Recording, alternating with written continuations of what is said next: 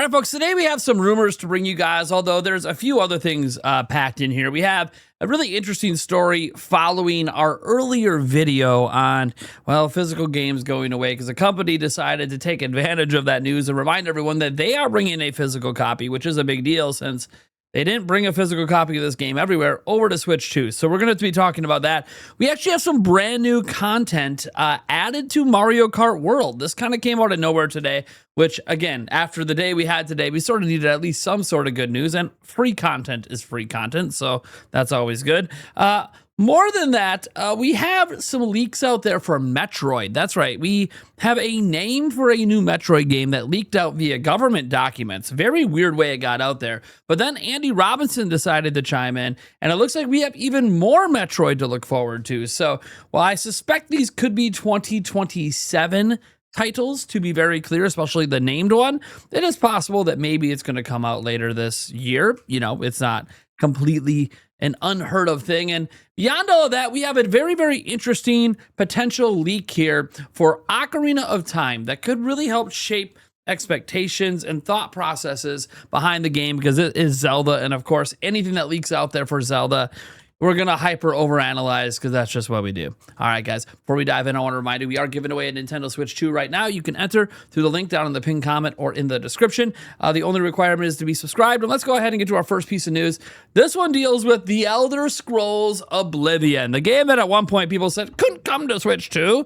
Well, today we know about PlayStation announcing that, hey, they're going to be, unfortunately, we have a whole video on this and we'll be talking about it on the podcast, getting rid of physical games as of January of 2028. Well, Elder Scrolls comes in, says, exploring across Cyrodiil? Well, you never know what physical treasures you may find. And they're literally, the day that news came out, advertising that Nintendo Switch 2 version of the game, and we'll full screen this for you, is coming in physical format, complete full physical, no key card on Switch 2. So obviously taking advantage of some unfortunate news to kind of push their game, but I do have a feeling it will do some extra sales just because it's on physical and because there's going to be this initial backlash against Sony probably for the rest of this year. So I could see physical Switch 2 games getting a little bit of a boost in sales from physical collectors that might now already want to swear off Sony and come over to the last platform seemingly supporting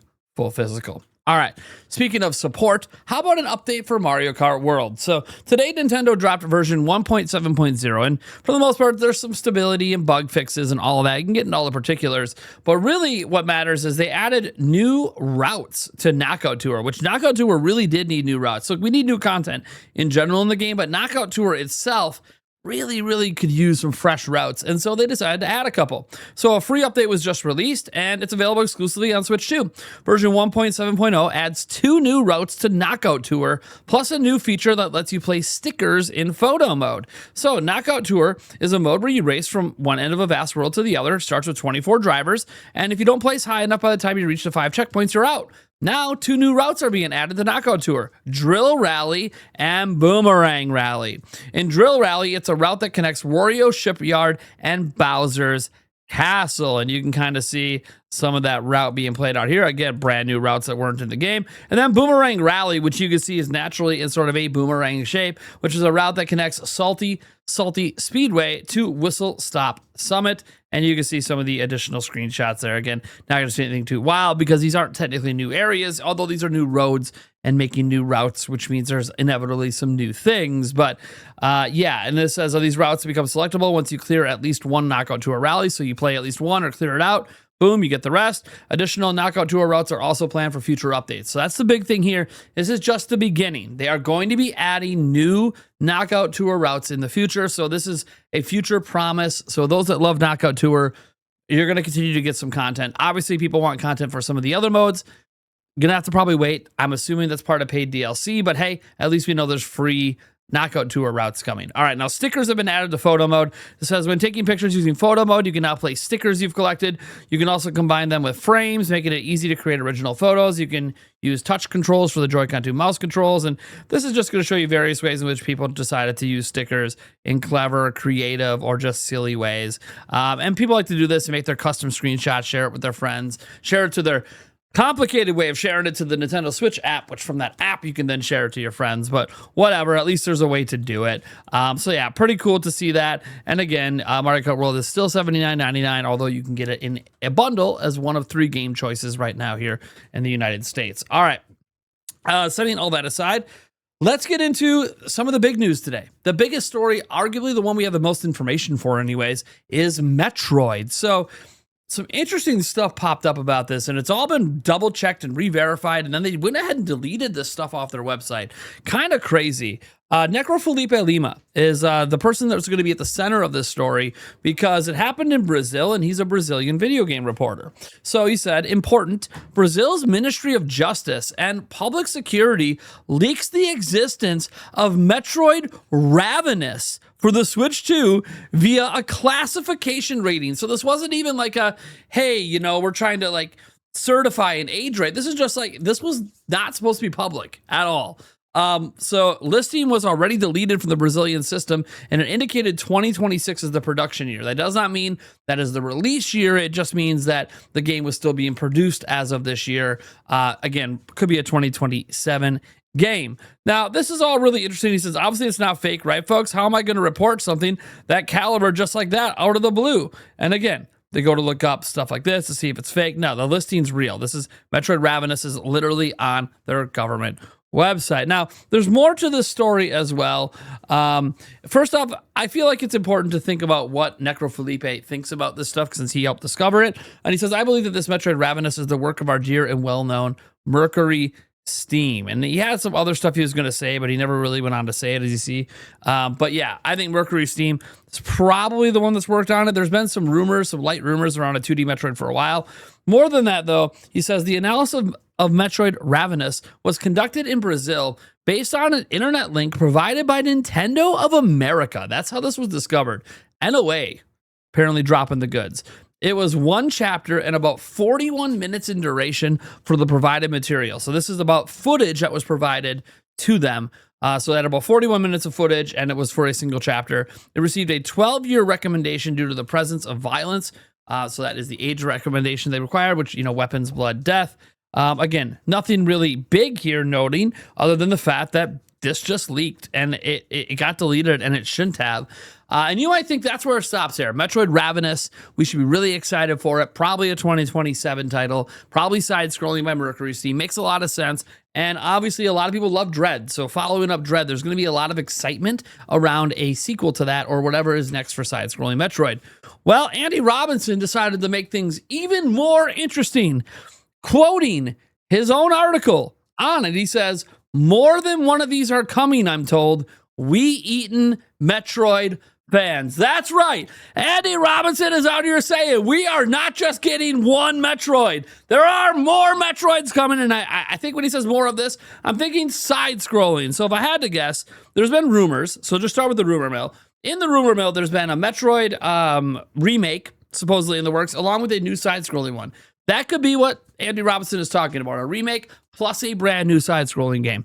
Maybe it's 2 brand new ones. Maybe there's like a roadmap plan to release a trilogy of side-scrolling Metroids. I have no idea. All I know is I am stupidly excited to hear that it is happening. It seems to be moving forward. These are much more reliable reports. Obviously, one of them being literally Ratings Government Board, and one of them being Andy Robinson, one of the best journalists out there. So yeah, we know Metroid Ravenous is real. The idea of there being more Metroids is a rumor, but that is insane to me. That is absolutely insane to me. Not quite as insane, though, as this last bit, because we've been talking about the Ocarina of Time remake pretty much since it was revealed. And we're going to continue to talk about it. In fact, I'd make a dedicated video every damn day if I could. But reality is, it's probably not a smart idea for me to do that every day, because there's not going to be, you know, worthwhile conversations to have every day. You're going to run out of things to talk about. Well, now we're not, because a retailer has decided to list the game. So we have a pre-order price, and this pre-order price I find to be really interesting because this brings up a whole new conversation. So first, let me just show you that place we're talking about is PlayAsia. So we're talking about a fairly legit international retailer here. Legend of Zelda Ocarina of Time multi-language. They have it listed for $59.99 US. Now that would suggest that this will be a $60 US physical price and a $50 US digital price. It's also possible that maybe the only number they were told was 60, and maybe that is actually the digital price, and the physical will end up being 70. We obviously know they are listing this here as a physical version of the game. So obviously, just based on how it's listed, we got to assume 60 is the price that they're putting up there for physical. Now, it is possible PlayAsia doesn't actually know the price and they're completely guessing. Every time we've had stories like this come up, I've reached out for a comment from all these various retailers, and they never say anything to confirm or deny whether they're guessing or whether it's just based on something they were told and they jumped the gun. Again, this is not an official price, so we're not going to sit here and say this is the official price, but if true, it does make people start to wonder. The Star Fox remake was fairly one-to-one, and that was also $60 physically and $50 digitally. So if this is also that, does that mean this is actually more one-to-one than I was thinking? And is that a bad thing?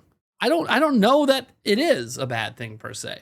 I think it's obviously we need to see more of this game, and we obviously need to have a full understanding of what kind of remake it is, which again requires us to see the game. So all that's really does is just drive more curiosity, as if we didn't already have a whole bunch, to the next time they're going to show the game. Now, I suspect that next time will be in August. I kind of feel like they're going to kind of go out. Well, next week they're going to be. Really, this week they should be talking about, but next week they're going to talk a lot about Rhythm Heaven, and then they're going to do a ton on Splatoon Raiders. It's going to be so huge in Japan. But once we get past that, once we get past Splatoon Raiders, you start to now think, okay, when are we going to see Zelda again? Because it kind of feels like, you gave us the tease. It's for this year, so we got to be seeing it again sometime soon. You would assume, hopefully before the end of summer. All right, that's going to do it, guys. That's what I got for you today. A couple of videos out the door. You guys are awesome. Thank you so much for being here. We have the Nintendo Byte podcast. I hope you guys join me on tonight. If you're watching this video after that podcast happened, then hey, go back and watch that podcast on demand. We're going to be talking about a lot of this stuff there, including our hopes and desires for Metroid. Obviously, we're going to be talking about the whole industry shift with physical games. Maybe a little bit on Ocarina of Time with the price point, if we think this matters or is a good price. And more. Guys, there's just a lot to go over. The world of gaming is ever evolving every single day, and I am fortunate to be a very, very tiny voice in the universe that is the gaming conversation. Thank you guys for being here. I'll catch you in the next one.